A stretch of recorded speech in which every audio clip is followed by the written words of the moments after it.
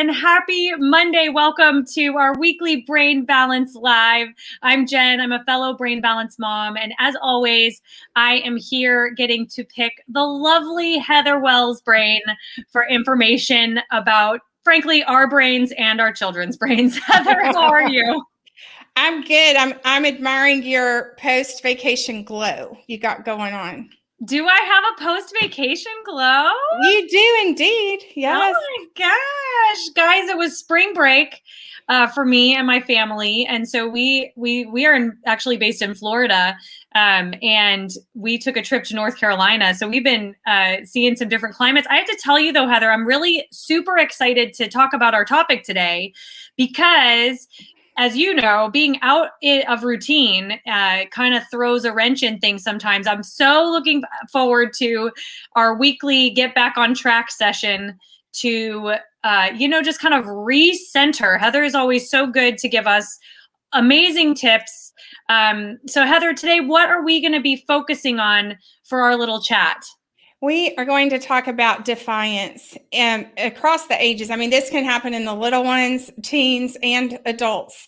In fact, by the way, there are two onsets of, we're not just talking about oppositional defiant disorder today. We will talk about it, but kids can have defiant behavior without it being ODD, and talking about anger and things like that. But there are actually two onsets of ODD, and one tends to happen around age 4 to 5. And about half the kids with that onset will outgrow it by 8 or 9 years old. And then there's another adolescent onset, and that one usually sticks around for life. So this applies across the board as usual.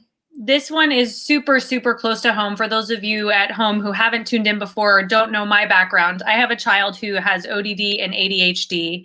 And he actually, Heather, it's interesting that you say that because he was early. I used to say he started his terrible twos at about 18 months and he just never outgrew them. Yes. So we've actually been dealing with these defiance issues pretty much his entire life. From the moment he could be in charge of walking around himself, he has been opposing us at every turn. So looking through the slides today, everybody, this hits really close to home for me. So please, as always, comment any questions you might have, anything you want Heather to talk more about, even if we don't hit on it in this live, we'll totally bring it up in a following live as another topic. And just in case you don't know Heather well,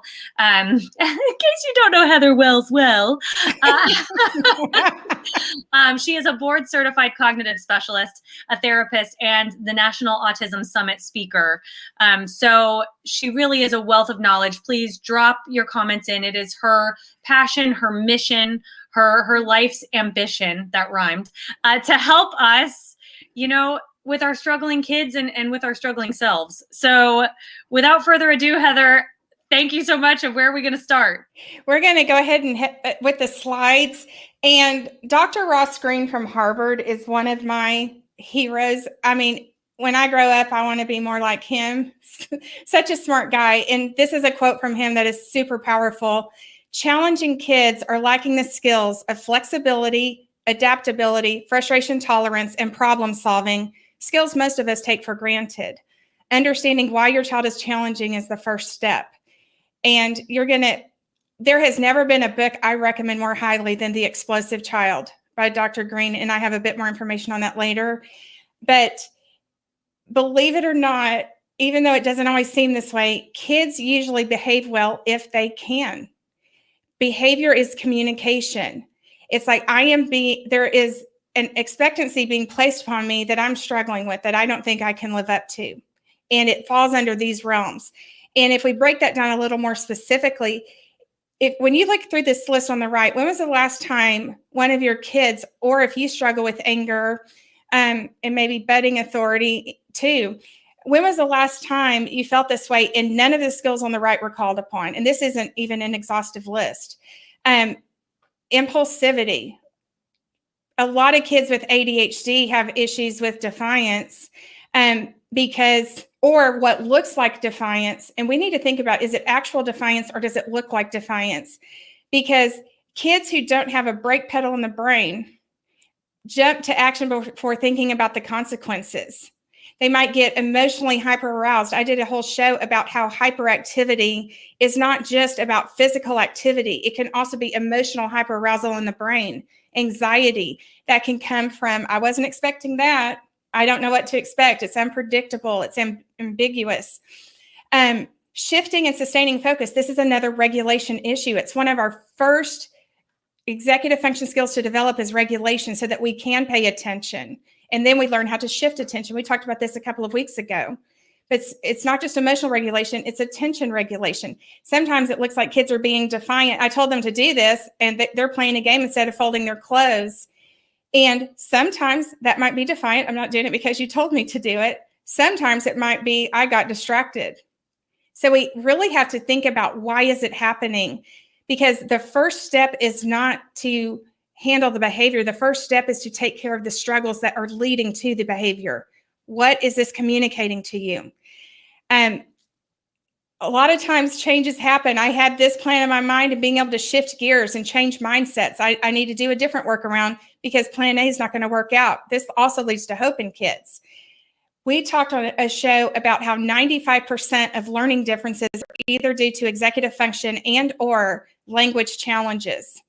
So even if they talk your head off, I mean, a mile a minute, there are sometimes issues with understanding complex language and multi-step directions. They might not remember them, or you might say, before you do this, do this. I don't get that temporal concept. I don't have a sense of time. It's so hard sometimes too, as a parent, I feel like, to know the difference between some of these functions and the abilities that our kids have, because everything they do seems so high functioning that it's easy to just assume that there is bad intent. And I think you're so right talking through all these things with us, because a lot of it is out of their control, but that's hard to see if, their speech isn't impaired, or they seem to think quickly about the things that they care about. So it seems like the stuff that we care about, they just are opting not to care about. And Corey and I have that conversation all the time. Like, this, I do not think this is intentional, Yeah, that's why I do these shows every week, to try to really delineate so we know what's going on in these different realms. These are all things we've talked about in other shows.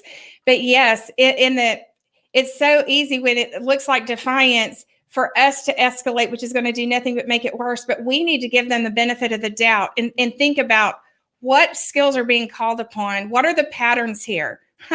It's every time I give instructions. So it can be language. It can be the sequencing of the steps. It can be spatial concepts. Put this over there, underneath, beside this. And they don't know what those words mean because they don't know where they are in space. It's so important to log what was going on, what happened before, what was the demand or the expectancy that brought on this behavior. What did the behavior look like? You will start finding patterns, and that will tell a story. And I'm going to give you one of the best resources you will ever find in a little bit about how to really pinpoint those patterns.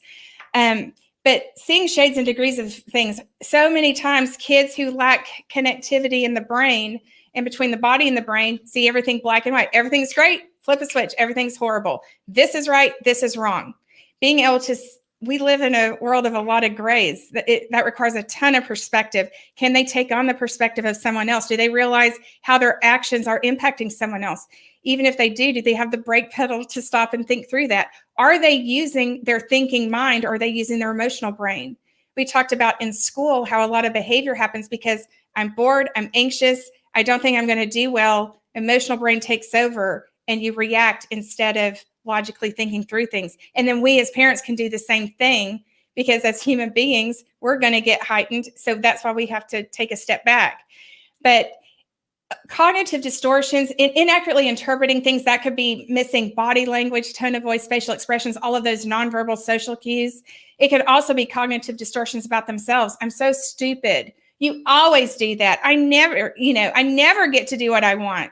So it could be negative self-talk that we addressed last week, but it could also be misperception about someone else, or seeing situational factors that make today different. Yes, yesterday you got to do this, but today the situation's different. That requires a ton of connections and communication in the brain.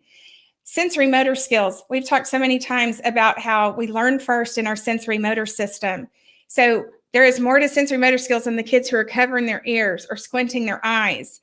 It can be skewed. They can take in too much information and then just shut it down. Like my auditory processing is trying to compensate for visual. So when I try to listen to you, all the sound in the entire environment goes up, and I either lash out or I just shut down, and it looks like I'm disrespecting you. But transitions, this is what I was doing. I just got my mojo going. I have equilibrium issues. Now I have to switch over here. There's going to be visual fray. That's overwhelming. And I also don't understand why we have to do it this way. So these are just examples, but behavior is communication. Kids do well if they can most of the time. So it's very important to find patterns and then realize we need to work on what are the lagging skills, what's missing in the problem-solving link that's causing this behavior instead of focusing on the behavior itself. Wow, that's really, really eye-opening. I've also noticed for us, I don't know if this is everybody, but I noticed that you were talking about when they get escalated, sometimes we as parents get escalated because, we're human as well. Right. And I have found that if I can just stop everything, take a breath myself, step away and then come back to him and apologize for the things that I can apologize for. It's easy to think like, well, I got so upset because you made me so upset and all these things, right? Right. But it has helped so much to be able to go back and say, you know what? I was really upset and I yelled at you and I'm really sorry. And as soon as I say that, and I don't say, but you were doing this and that's what, if I just stop there and I say, I'm sorry that I yelled, he'll go, I'm sorry that I didn't listen. Like it's so crazy, the shift. But as long as I'm telling him it's his fault, he will not respond. That's right. That is absolutely right. And that's actually something I was going to talk about on the next slide, but this is perfect, is that we need to model this. We must teach regulation first. That is almost always lacking in kids who are struggling with defiance. The best way to teach it is to model it. And that means ahead of time, thinking about when this scenario happens, this is usually what goes on with my child. What am I going to do to get to a safe harbor place for my child? If you need to take a few minutes and separate from him, that is fine, as long as making sure that the child is safe if they're being physical with their anger. Yeah. But deep breaths, get out of your emotional brain into your thinking brain. Apologize for the part that you can.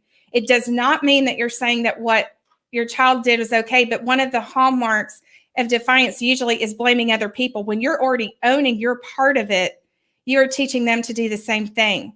That is so powerful. Yeah. Yep. I agree. All right, we can move on, Bess. And so really it boils down to they need consistency, balanced structure. And what I mean by that is we know that kids need predictability and routine, but kids also want to grow in autonomy and independence, and we want to encourage that. So what are blocks of time you can put in there where they have choices to make, where it is not you are telling them every single thing to do every minute of the day? When you think about kids who struggle with defiance are struggling with other things. I have never met a child or an adult who only struggled with anger or defiance. That was usually symptomatic of something else. Right? There's some other struggle going on most of the time. So kids who are getting in trouble because they're impulsive, because they're emotionally dysregulated, anger gets you in trouble more usually than anxiety because it leads to acting out in a certain way. How many times have they been told no? How many times have they stopped doing that? They've gotten scolded so much that they might get to a point where no matter what you say, even sometimes when it's something they want to do, they'll say no. So one good thing is to give them choices wherever you can. So that's why you want structure, but not where it is rigid. There needs to be flexibility with their input. They help set up that schedule to the extent possible. It's also very helpful to use code words. If you see them escalating, and if they hear you say no one more time, that sometimes there's just a certain word that triggers them, and it's all over now. But what if you come up with it can be a nonsense word. It can be bubble gum, popcorn. You come up with a word that they know means it's time for me to check myself and do my self-regulation strategies. Teach them those. One of the best diffusers of anger is exercise. It is shown time and time again in scientific research to decrease aggression, by the way, too. That often results more if it moves into conduct disorder. But having a silly word, sometimes it'll even make them laugh, especially if you say it in a funny way, and laughter diffuses all sorts of things. Tell a joke, talk to a friend, and listen to certain kind of music, whatever works for them. Have them try things out, and then let them pick the strategies that work best for them if they are able to successfully do so.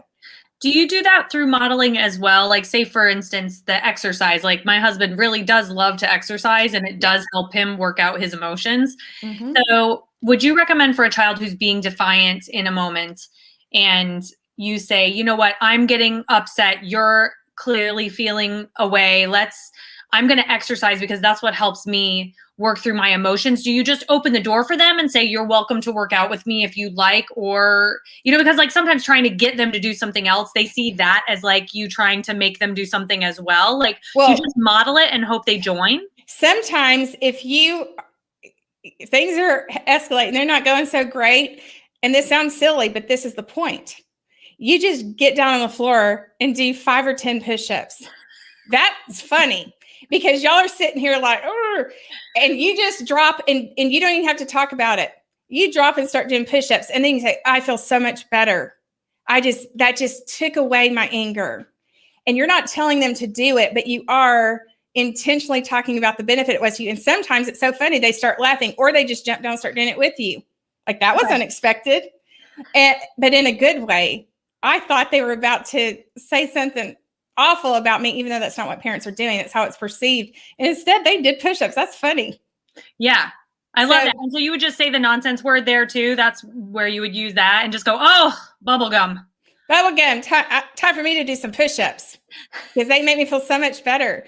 It can be anything. It could be, you start jogging in place or do a few jumping jacks. That works. And it changes the chemical in the brain. And many times kids will join in. They may not the first time, but you keep doing that. It completely did not follow the script they were expecting because you are shaking things up and doing things in a new way now. So, but it all starts, we all know this intuitively, but it's easy to lose sight of this in the moments, is that build a strong relationship. They must always know we love them. So even if you have to get onto them for something, make sure the correction is about the behavior and not about a personality trait. Something about their character. So instead of saying, that was so mean of you, you can say, pushing your sister is hurtful and we don't do that. So you're not attributing a negative personality trait to them. You are focusing on what they did, and you want to talk in pro-social terms. So in other words, you want to talk about what you do want them to do instead of what you don't want them to do. Because if you say, don't push, they hear push. And they know you're not telling them to push, but you're reinforcing push. But if you say touch gently, the house rule says we all touch gently. The thing I like about house rules is that it is not you telling your child what to do or your teen. It is a house rule that we sat down as a family. We established these and we all follow them. And so when they're being broken, the house rule says that gives you a degree of separation between you being the bad guy and telling them what to do. No, you follow it too. And when you break those house rules, even if mom and dad getting a little spat in front of the kids, you intentionally make sure they see what you do to make things right after that. And talk about, I broke house rule, and now I'm doing this to make it right. And so you're just modeling a lot. But it's so important to spend one-on-one time with kids, even if you're ready, you're just so frustrated right now. They still need that one-on-one time each day where you do not talk about the thing that they don't want to talk about. You engage in an interest of theirs. You ask them non-threatening questions so that the love always overrides everything else. It is so easy to start feeling like they're doing this on purpose to get attention. They're doing this to manipulate me. And then that's not going to work. And we might, even without realizing it, start withholding love and affection and attention with no ill will in that. It's also kind of life preserving. And that's why it's so important to take care of you and to do the self-care and to maintain interest outside your role as a parent. It is vital so that not all of your energy and all of your emotions go to dealing with this challenging situation in your house.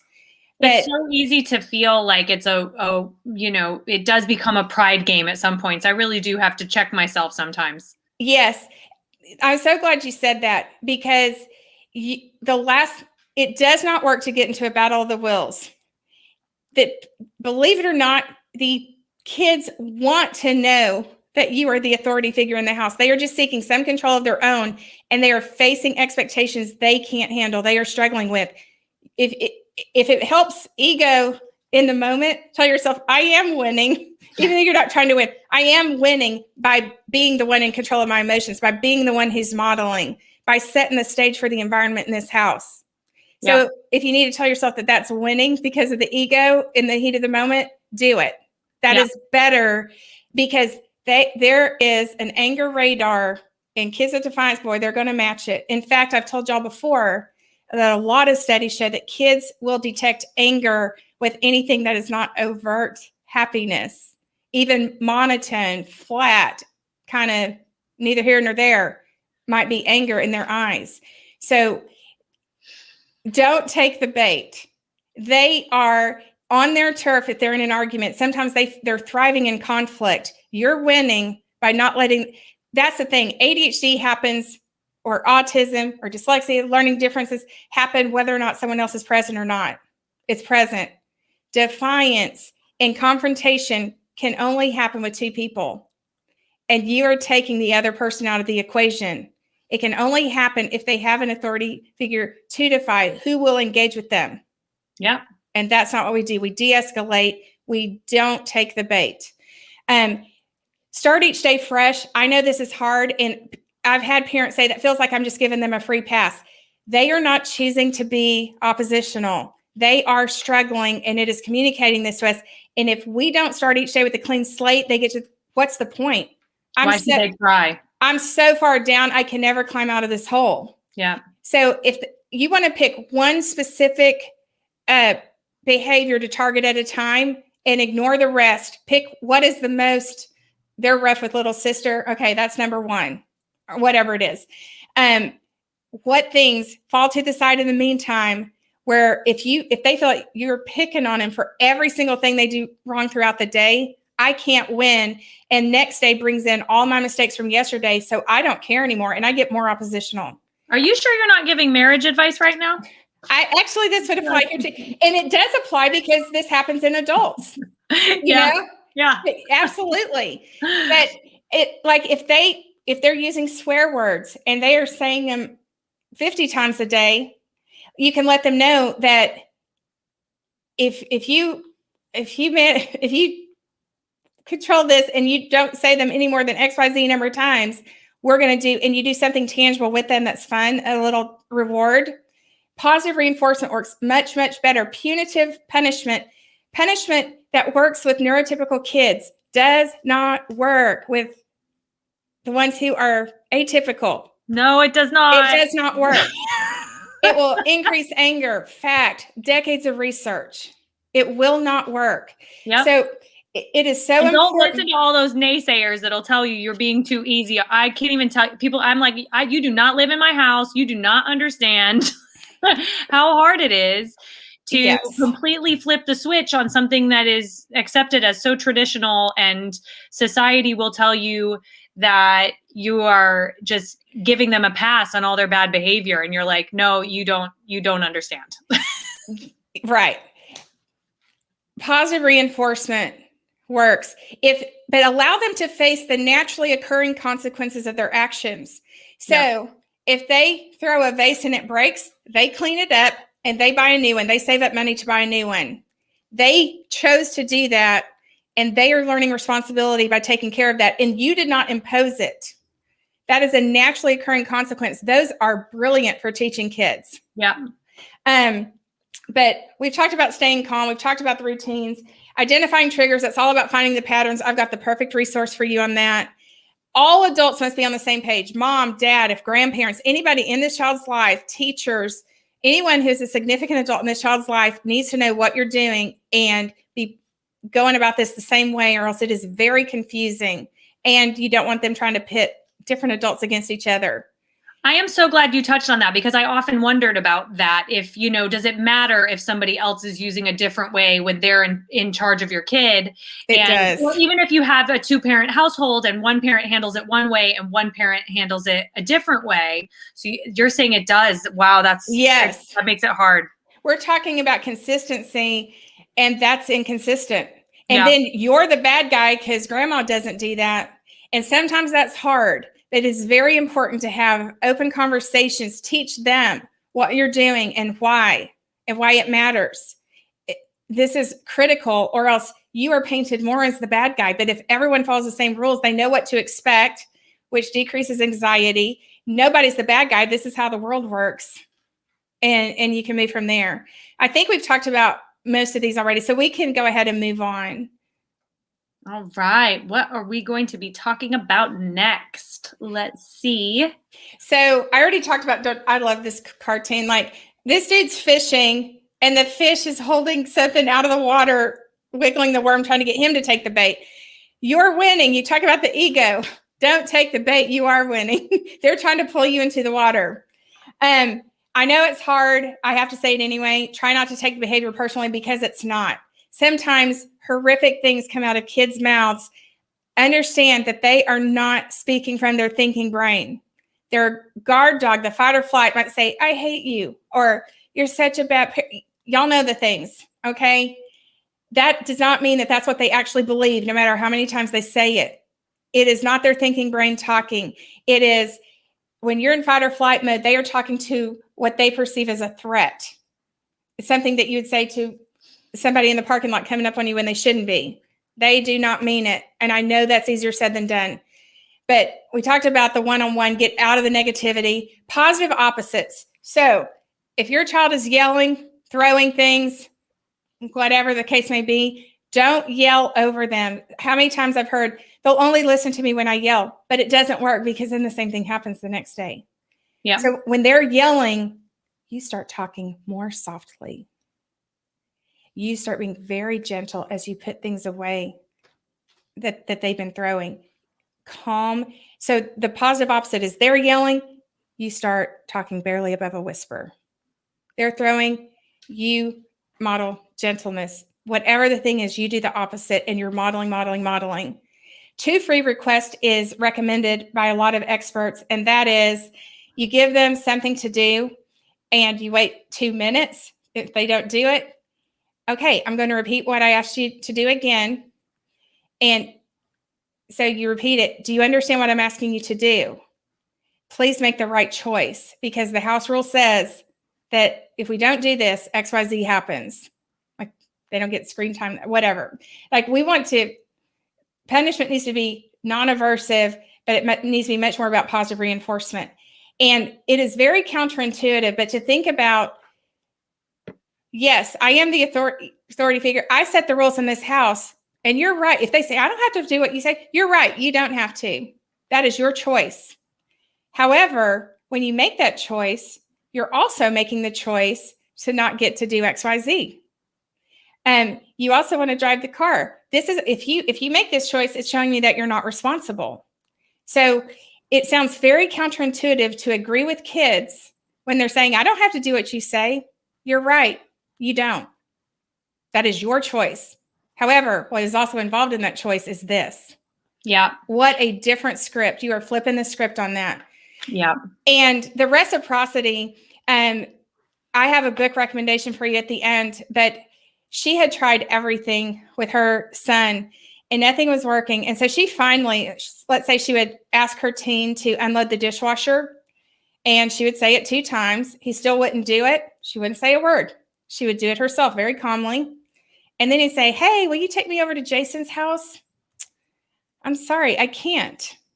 Because in a household, we all look out for each other. And I wish I could. If you had unloaded the dishwasher, I could. But because you didn't, I also can't do this thing for you. And it worked. And she has based her entire practice off of that and has a really good book about it. So you can make these your own, but I'm just giving you some different ideas. Yeah, I definitely I've used that from chatting with you so much. Like, we talk about, because in life, your schoolwork and your chores and the helping with the household, like you said, you're a family, you're a team, you work together to keep this thing afloat. I talk often about, well, we didn't do our work. You have to work in order to get to, the TV watching at night. Everybody works hard throughout the day. And so whether that's school or whether that's work or whether that's chores, we have to get our work done in order to have our TV time together. So I'm so sorry. We don't get to watch TV together tonight because I asked you to do that and you didn't do the work, That's right. That's right. Solve problems together. This is one of the biggies.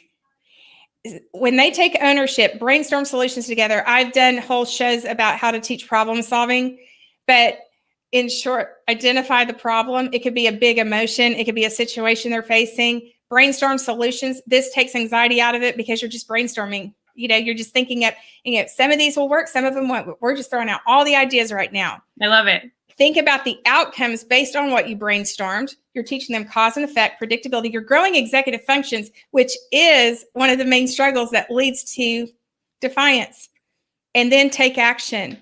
But they take part in this collaboratively. You're not imposing it on them. They are a teammate with you. You are a guide, not a dictator. That is a huge shift. When I hear that tone, it tells me you're anxious. I'd like to help.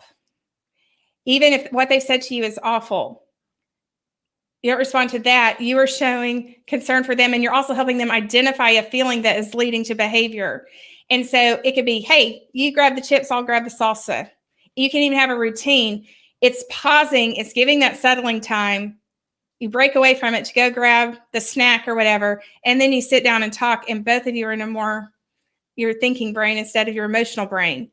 Do you find that works better? I am just noticing something in a pattern that I have, because I think that sometimes I say, when I hear that tone, it makes me feel like you do not love me and you do not respect me if there's an aggressive tone toward me. But the way this words it is different. It's kind of like, it makes me feel like you're feeling this way. How can I help? That's a shift. Because kids love their parents. They want the approval of their parents. And that could be a little bit crushing, because I can't come back from that. Yeah. I made my mom feel like I don't love her. I'm a horrible person because I am what I do. But you are helping them identify tone of voice, realize the feeling that's going along with that and why they said what they did, getting a pause in there, and then talking it through. Okay. So it's okay, not in that moment probably, but to talk about how I statements, like even with spouses, when this happens, I perceive it this way. I feel this way. Right. How do you see it? That's different from kids who are not there yet. And when we say I feel, the good thing about that is you are, with adult relationships, you're taking the blame off of the other partner and talking about your perceptions and your feelings. You're not accusing them of anything. Right. But with kids, sometimes it kind of does the opposite. It's the opposite. That's probably where I've gotten it from. Yeah. Because that is excellent. The I statements, instead of you always do this, you do this, you're not a good enough. When this happens, I perceive it this way. I feel this way. That's excellent for adults. But I just made my mom feel like I don't love her. I don't even know how to come back from this. That can be a little bit. But anger is a signal, not an outcome. What a great thing to talk about with kids. Anger is the tip of passion. Sometimes the things that kids or adults are getting mad about is something they care about a lot. That can give you a lot of insight. Sometimes I'm mad about this because I have this strong sense of justice about XYZ issue. And if we can help guide that down a positive path, look out. That could be a mission and calling for them. They just don't know what to do with it. But anger is a signal. Teach them to recognize anger. I've talked before about having emotion charts, and where it's like, everything's cool, starting to get a little anxious. It's getting worse. Man, I'm about to explode, or now I'm exploding. Have different degrees of that. Teach them calming techniques. Teach them to catch themselves before it gets to a 5. And do calming techniques. It is way easier to de-escalate from a 3 to a 1 than from a 7 to a, so all kinds of, but help them understand anger in and of itself. Everybody gets mad. That's okay. It's what you do with it. Just like we do with all emotions. Have them name it. Teach them other words for anger, frustrated, irritated. We talk about this all the time. Anticipatory coping. This is one of the top skills for adults to use, but we can also use it with our kids, is okay, I'm facing this, I'm about to go into this meeting and there's going to be a trigger in there. I already know what it is. How am I going to handle it? Have that plan ahead of time. As parents, we can do it knowing that this is probably going to bring out X, Y, Z in our kids. How am I going to deal with that? But anticipating what's going to happen, but that does require prediction skills. Yeah. But if we can teach our kids, work on these executive functions, they can start doing it for themselves. And you see some of those supplements there that can also help. Omega-3s with the mood and emotions. Vitamin E helps absorption of the omega-3s. Melatonin helps sleep, and that makes everything better. And zinc, it can change the chemicals in the brain that lead to hyperactivity and impulsivity. These aren't going to be massive changes, but if it takes the edge off, it's worth it probably, right? Yes, ma'am. Yes. All right, let's move on. And then I'm going to show you a couple things about ODD, but before I did, I had to give you another Ross Green quote.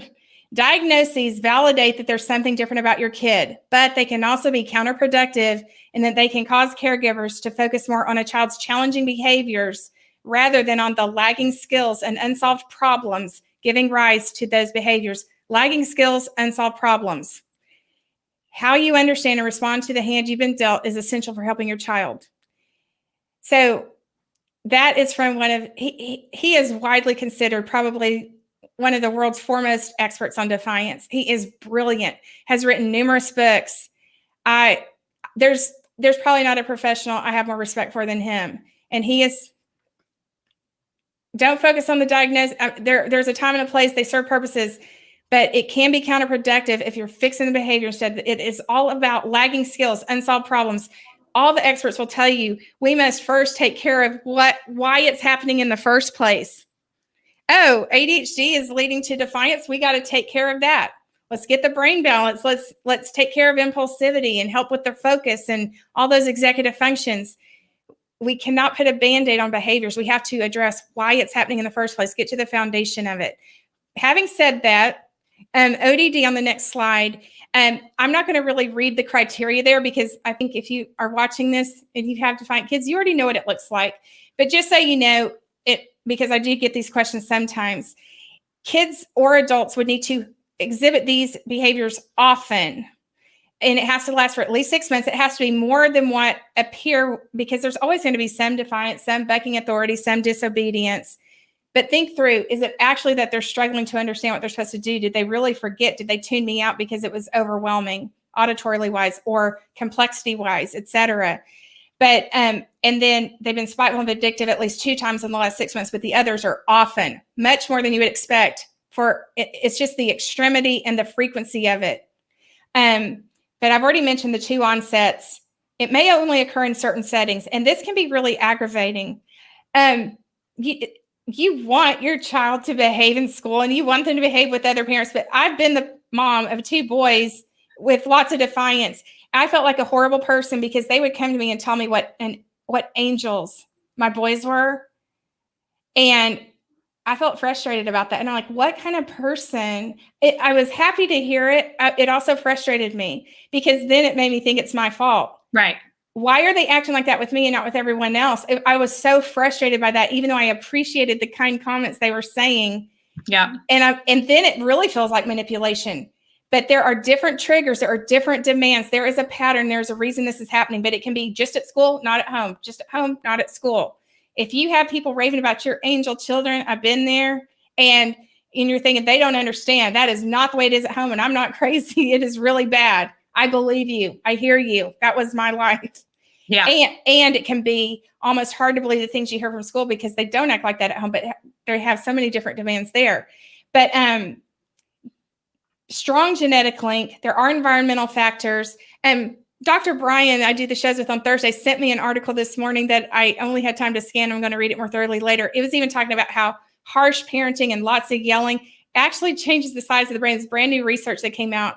We don't want to be permissive, but we also, and lax, but we also cannot be harsh and strict and punitive by nature. There's a time and a place. You got to pay the consequences, but much more about growing self-esteem, teaching problem-solving skills, getting the lagging skills where they need to be. Love, love, love all the time. Consistency, choice, and some freedom there. Collaborative problem solving. But just know that we talked about some young kids grow out of defiance, but if the onset in adolescence typically continues through adulthood, There might be certain parts of the behaviors that improve over time, but there are probably going to be some things that are still sticky that can make it hard to keep jobs, that can lead to divorce and so forth. So this is a good show for spouses to watch too. But 40% of the time can progress to conduct disorder. With any age, other things are ruled out first. Is it anxiety? Is it ADHD? And this isn't defiance. It's I can't do this. Antisocial personality disorder for adults 18 and up.